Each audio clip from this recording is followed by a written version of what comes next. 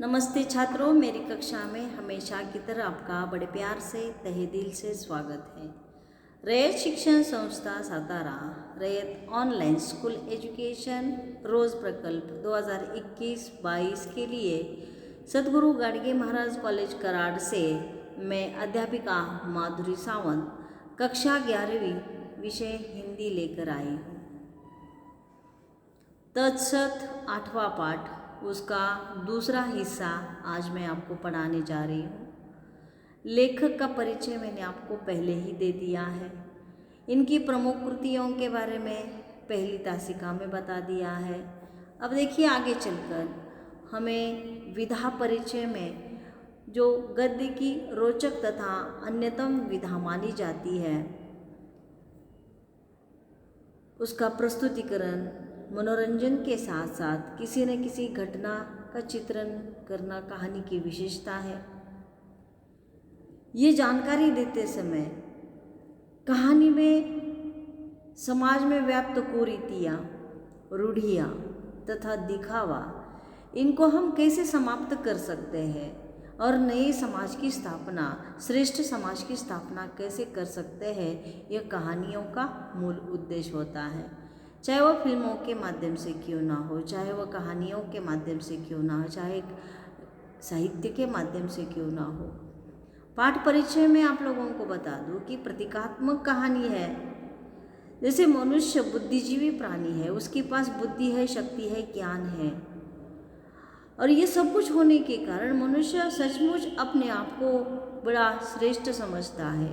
अहंकार में चूर मनुष्य स्वयं को सबसे श्रेष्ठ मानता है, जबकि उसे यह मानना आवश्यक होता है कि प्रकृति से निर्मित पेड़ पौधे, पशु पक्षी, इंसान अपने अपने जगह पे महत्वपूर्ण है और सबका अपना अस्तित्व है, और इस अस्तित्व को हमें अंत में जाके इस सत्य को मानना ही पड़ता है। इससे पहले तासिका में मैंने आपको ये बता दिया थोड़ा सा पूर्व सूत्र के बारे में। पाठ की शुरुआत में दो शिकारी बरगद के पेड़ के नीचे बैठकर चर्चा कर रहे थे, आपस में बातें कर रहे थे कि कितना भयानक जंगल है, कितना घना वन है।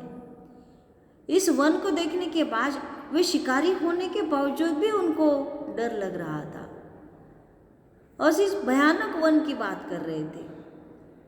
और ये वन है, ये वन इन सभी पेड़ों के लिए थोड़ा विशेष ऐसा शब्द लगा कि भयानक यानी कि डरावना। आज यह आदमी होने के बावजूद भी इन्हें यह जंगल भयानक लग रहा है। वन ये शब्द इन पेड़ पौधों के लिए थोड़ा सा नया था, इसलिए बड़दादा की छांव में बैठे हुए जो अपनी दो शाखाओं पर चलने वाला यह आदमी जिसे कहा जाता है, जो बौना का बौना रहता है, उसके पास न ही पत्ते होते हैं, तना ही तना रहता है, दो शाखाओं के बल पर चलता रहता है, उसे जड़ें नहीं होती है, वो यहाँ से वहाँ, वहाँ से यहाँ हिलता चलता जाता है। न जाने वह जिंदा कैसा रहता है। आदमी की विशेषता पेड़ों ने ऐसी बताई। शीशम ने बड़दादा से कहा कि देखो बड़दादा कि आपने वन नामक किसी भयानक प्राणी को देखा है अब तक? तो उसने कहा कि देखो भैया, मैं तो ऐसे वन नामक भयानक जीव को कभी नहीं देखा। बचपन से मैं आदमी को देखता आया हूँ। शेर देखा है, चीता, भालू, सभी जानवरों को मैंने देखा है, लेकिन वन नामक भयानक जीव को अब तक मैंने नहीं देखा है। तो फिर आगे चलकर ये बबुल जिसके पास कांटे ही कांटे होते हैं उसे पूछा, उसे भी कुछ पता नहीं था। आगे चलकर वंश बाबू जो कि सीधे ही सीधे होते हैं, उन्हें झुकना नहीं आता है, उनके बीच से हवा वन वन वन करके निकल चली जाती है, उन्हें कुछ भी मालूम नहीं होता है।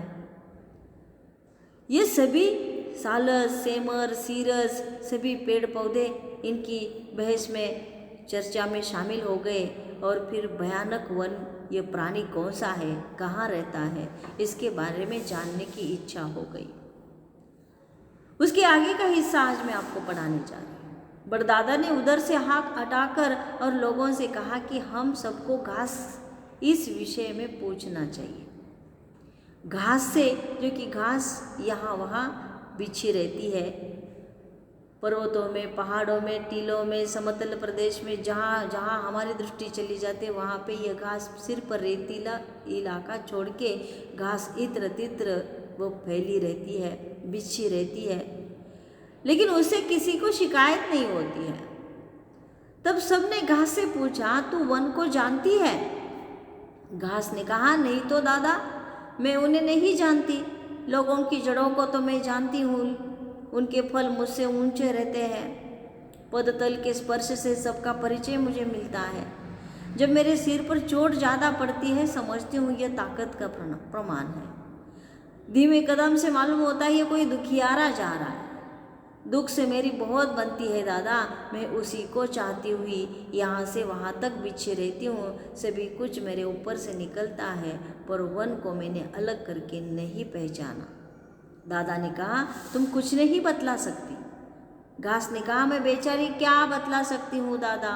तब बड़दादा ने जबकि सोचा कि ये घास जो है पूरी धरती पर बिछी रहती है, जहाँ ज़मीन है उस इलाके में वो दिखाई देती है, वह हर जगह पे बिछी रहती, उसे किसी को शिकायत नहीं होती। शायद ये घास जानती होगी वन नामक ऐसे कोई भयानक प्राणी को, इसलिए बड़दादा ने उसे जानने की कोशिश की। लेकिन क्या करे कि घास ने कहा कि देखो, जो ऊंचे उठते हैं, ऊंची ऊपरी तौर पर क्या होता है मैं नहीं जान पाती, लेकिन हर एक प्राणी, मनुष्य, सबके पदतल के स्पर्श से सबका परिचय मुझे ज़रूर मिलता है।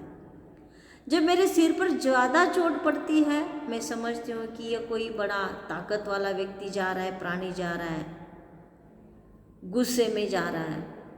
जो कोई धीरे कदम लेकर चलता है तो कोई लगता है कि कोई दुखियारा, उदास, मायूस जा रहा है। दुख से मेरी बहुत बनती है दादा, मैं उसी को चाहती हुई यहाँ से वहाँ तक बिछे रहती हूँ। सभी कुछ मेरे ऊपर से निकलता है, पर वन को मैंने अलग करके नहीं पहचाना। उसने दादा से कह दिया कि नहीं, मैं बेचारी क्या बतला सकती हूँ। फिर आगे चलकर बड़ी कठिनाई हुई। बुद्धिमती घास ने जवाब तो दे दिया, वाग्मी वंश बाबू भी कुछ भी नहीं बता सके और बड़दादा अत्यंत ही जिज्ञासु थे। जिज्ञासु यानी कि जानने की वृत्ति उनमें थी। किसी की समझ में नहीं आया कि वन नाम के भयानक जंतु को कहाँ से कैसे जाना जाए। इतने में पशुराज सिंह वहाँ आए। बड़दादा ने पुकार कर कहा, ओ सिंह भाई, तुम बड़े पराक्रमी हो, जाने कहाँ कहाँ छापा मारते हो, एक बात तो बताओ भाई। शेर ने पानी पीकर गर्व से ऊपर को देखा, दहाड़ कर कहा, कहो क्या कहते हो। बड़दादा ने कहा, हमने सुना है कि कोई वन होता है जो यहाँ आसपास है और बड़ा भयानक है।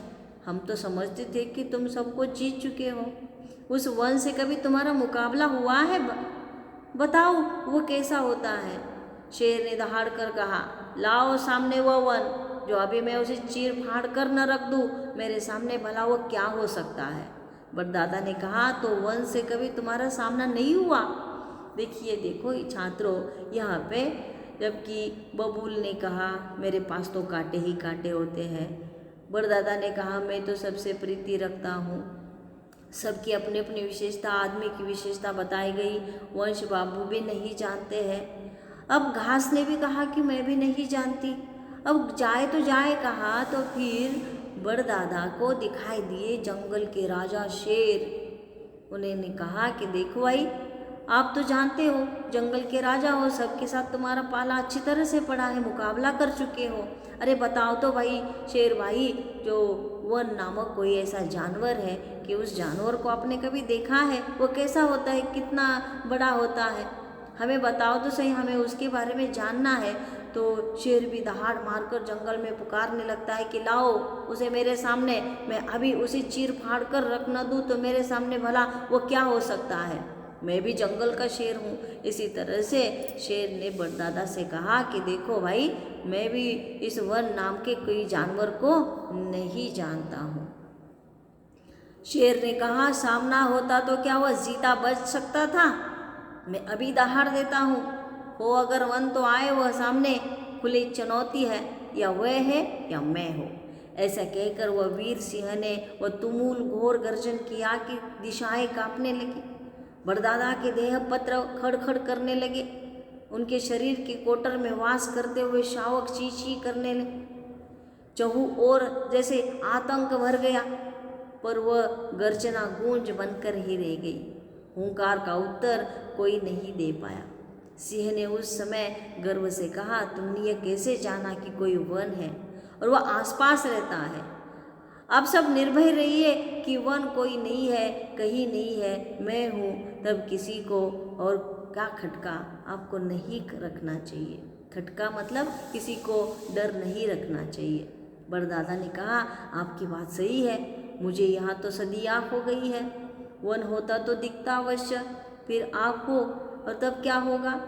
पर वे दो शाख पर चलने वाले जो जीव है ना, जिन्हें आदमी कहा जाता है, वो मेरी छाँव में बैठकर वन की बात कर रहे थे। ऐसा मालूम होता है कि ये जो बेजड़ के आदमी हमसे ज़्यादा जानते हैं।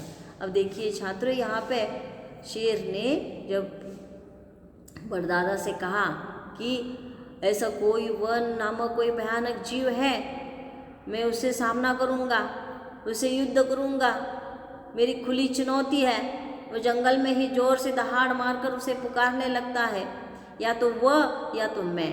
ऐसे कहकर वह वीर सिंह ने तुमुल युद्ध के लिए घोर गर्जना शुरू कर दी। सारी दिशाएं कांपने लगी। बड़दादा के देह भी, उसके पैर पत्ते भी खड़खड़ाने लगे, आवाज़ करने लगे डर के मारे। उनके शरीर के कोटर में बसे हुए छोटे छोटे शावक है, पशु पक्षी है, जो कि आतंक भर गया पूरे जंगल में, और वे डर के मारे अपने अपने घरों में, अपने अपने घोंसलों में, अपने अपने बिलों में जाके बैठ गए। गर्जना का गूंज बनकर रह गई। हुंकार का उत्तर भी नहीं कोई दे पाया। सिंह ने उस समय गर्व से कहा, अरे तुमने कैसे जाना कि कोई वन नामक कोई सी आसपास कोई ऐसा जानवर नहीं रहता है? अब आप निर्भय रहिए, डरने की कोई बात नहीं है। कोई वन नामक कोई ऐसा जानवर नहीं है, कहीं नहीं है, मैं हूँ, सब कुछ है, आपको डरने की कोई बात नहीं है। बड़दादा ने कहा, आपकी बात तो सही है, मुझे भी तो यहाँ इतने सालों बीत गए, वन होता तो अवश्य दिखाई देता। फिर देखिए, आप तो जानते हो कि दो शाखाओं पर चलने वाला वो आदमी नामक जीव, अरे उन्होंने तो मेरी छाँव में बैठकर यहाँ पे भयानक वन की बात कर रही थी। अब ऐसा मालूम होता है कि जो आदमी जो शिकार करने के लिए अंदर गए हैं, शायद वे ही वन नामक इस जानवर को जानते होंगे। हम इसके बारे में जानने की ज़रूर कोशिश करेंगे। सिंह ने कहा, आदमी को तो मैं खूब जानता हूँ, मैं उसे खाना पसंद करता हूँ, उसका मांस मुलायम होता है, लेकिन वो तो चालाक जीव है, उसको मुंह मारकर खा डालो तब तो वो अच्छा है, नहीं तो उसका भरोसा नहीं करना चाहिए, उसकी बात बात में धोखा होता है। बड़दादा तो चुप रहे, लेकिन औरों ने कहा कि सिंहराज, तुम्हारे भय से बहुत से जीव जंतु छिप कर रहते हैं, वे मुंह नहीं दिखाते, वन भी शायद छिप कर रहता हो, तुम्हारा दबदबा कोई कम तो नहीं है। इससे जो सांप धरती में मुंह गाड़ कर रहता है, ऐसी भेद की बातें उसे पूछनी चाहिए। रहस्य कोई जानता होगा तो अंधेरे में मुंह गाड़ कर रहने वाला सांप जैसा जानवर ही जानता होगा। हम पेड़ तो उजाले में सिर उठाए खड़े रहते हैं, इसलिए हम बेचारे क्या जाने। शेर ने कहा, जो मैं कहता हूँ वही सच है, उसमें शक करने की हिम्मत ठीक नहीं है। जब तक मैं हूँ कोई डर न करो। कैसा सांप, क्या कोई मुझसे ज़्यादा जानता है? देखिए छात्रों, यहाँ पर शेर ने सभी अपने भाइयों को, जंगल के सभी प्राणियों को, पेड़ पौधों को समझा दिया। बड़दादा ने कहा कि आदमी तो मेरी छाँव में बैठकर ये बातें कर रहे थे कि भयानक वन की बात कर रहे थे, लेकिन यह शायद, देखिए सिंह भाई, तुम तो जानते हो, तुम जंगल के राजा हो, शायद बहुत सारे जीव जंतु ऐसे हैं कि तुमसे इतना डरते हैं कि तुम्हारे डर के कारण वे कभी अपना मुंह तुम्हें दिखाते नहीं। शायद वन भी ऐसा ही तुमसे डरता होगा। अब देखिए, धरती के गर्त को हम तो नहीं जानते हैं। बड़दादा चुप रहे, लेकिन उन्होंने कहा कि देखो, ये जो नागराज रहते हैं ना धरती के भीतर मुंह गाड़े हुए, धरती के भीतर शायद ये वन नामक कोई जानवर रहता होगा, हम ज़रूर उनसे बातें करेंगे। और जो रहस्य कोई नहीं जानता है, अंधेरे में मुंह गाड़ कर बैठे रहने वाला वह सांप शायद भयानक वन को जानता होगा। हम पेड़ तो शायद अपना सिर उजाले में उठाए ऊपर ही ऊपर देखते रहते हैं, इसलिए हम बेचारे क्या जाने। लेकिन फिर भी शेर ने कहा कि अरे देखो, इसने डरने की कोई बात नहीं है। जितना कि देखो, मैं जितना जानता हूँ सांप क्या जानता होगा। अरे क्या किसी जाके क्या पूछना है। मतलब देखिए, यहाँ तक आप लोगों को पता चल रहा है कि हर एक की अपनी अपनी विशेषता है। शेर जंगल के राजा है। घास तो उसके पास नम्रता होती है, वो तो पदतल के स्पर्श से जानती है। बबूल के पास कांटे ही कांटे होते हैं। बड़दादा तो सबसे प्यार रखते हैं, सबको छांव देते रहते हैं, सबसे ज़्यादा उम्र वाले हैं, इसलिए से उन्हें बड़दादा कहा जाता है। बांस जो कि झुकना नहीं जानता, वो सीटी बजाता रहता है, उसके पास नम्रता नहीं होती है। इसी तरह से सबकी अपनी अपनी विशेषता है। और अपनी अपनी विशेषता बताते समय जबकि भयानक वन की बात जो हो रही थी, भयानक वन के बारे में शायद कोई भी आज तक नहीं जान पाया। बड़दादा यह सुनकर भी कुछ नहीं बोले, औरों ने भी कुछ नहीं कहा। बबूल के कांटे जरूर उस वक्त तनकर कुछ उठाए थे, लेकिन फिर भी बबूल ने धीरज नहीं छोड़ा और फिर मुंह नहीं खोला। अंत में जवाई लेकर मंथर गति यानी कि धीरे गति से धीरे धीरे जंगल के राजा उस जगह से आगे लोगों को सांत्वना देते हुए, डरने की कोई बात नहीं ये बताते समय वहाँ से आगे निकल जाते हैं। लेकिन भाग्य की बात देखिए कि सांझ का झुटपुटा होते होते घास में से जाते हुए एक चमकीले देह के नागराज, बबूल की निगाह तीखी थी, झट से बोले कि दादा, ओ दादा, बड़दादा, देखिए वहाँ से सरफराज जा रहे, ज्ञानी जीव है ना, मेरा तो मुंह उनके सामने कैसे खुल सकता है। आप पूछो तो जरा कि वन का ठौर ठिकाना और क्या उन्होंने वन को देखा है। बड़दादा शाम से ही मौन हो रहते हैं, ये उनकी पुरानी आदत है। बोले, जैसे ही शाम हो जाती है, संध्या यानी कि शाम हो जाती है, वैसे इस समय बड़ी वाचालता नहीं करनी है। शाम के समय मुझे शांत बैठना अच्छा लगता है, मैं बहुत ज़्यादा बातें नहीं करता।